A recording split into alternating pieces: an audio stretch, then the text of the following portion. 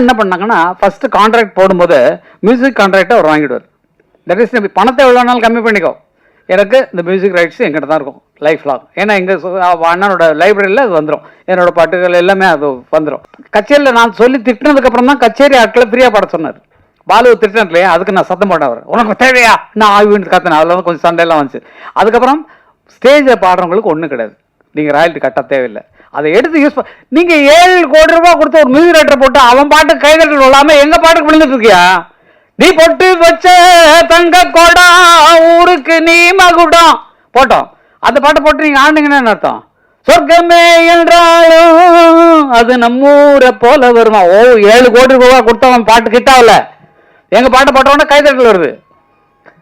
ஏன் ஜோடி மஞ்சக்குருவி நாடு என்ன பாட்டு தான், சாஞ்சாடு நெஞ்ச தழுவின்னு மியூசிக் போட்டவன்ல ஓன் பாட்டு கிட்டாவில்லையா? எங்கள் பாட்டு போட்டவொடனே ஆளுக்கு கைதட்டான், உச்சில் அடிக்கிறான், டான்ஸ் ஆடுறான். அப்போ அதுக்கு கூலி எங்களுக்கு வரணும் இல்லை? எங்கள் பேர் போடாமல் தானே எங்கள் மியூசிக் ரைட்டருக்கு பணம் கொடுத்து அவ்வளோ கொடுத்து அவங்கள்ட்ட வாங்க முடியாது தானே எங்கள் பாட்டு போடுறீங்க. அப்போ எங்களுக்கு அதில் பங்கு உண்டு இல்லை, எங்களுக்கு கொடுத்துருக்கணும் இல்லை? எங்கள்கிட்ட பெர்மிஷன் வாங்க, பெர்மிஷன் கேட்டால் ஃப்ரீ அண்ணன் கொடுத்துருவார். இப்போ கேட்காம போடுறது தான் அவருக்கு கோவம் வர்றது காரணம். எங்கிட்ட கேட்கல, எங்கிட்ட பெர்மிஷன் வாங்கலை அப்படின்னு சொல்லி சண்டை போடுறது காரணம் பணத்தை ஆசை இல்லை சார், கொட்டி கிடக்கு சார். அஜித் படம் அதெல்லாம் ஒன்றும் இல்லை, எங்கள் பாட்டு அவ்வளோதான். ஒன் மியூசிக் ரைட்டரால் போட முடியல, எங்கள் பாட்டு தான் உனக்கு ஜெயிக்க வைக்குது அப்படிங்கிற சந்தோஷத்தோடு இருப்போம் நாங்கள். அது கேட்டுருந்தா இன்னும் சந்தோஷமாக கொடுத்து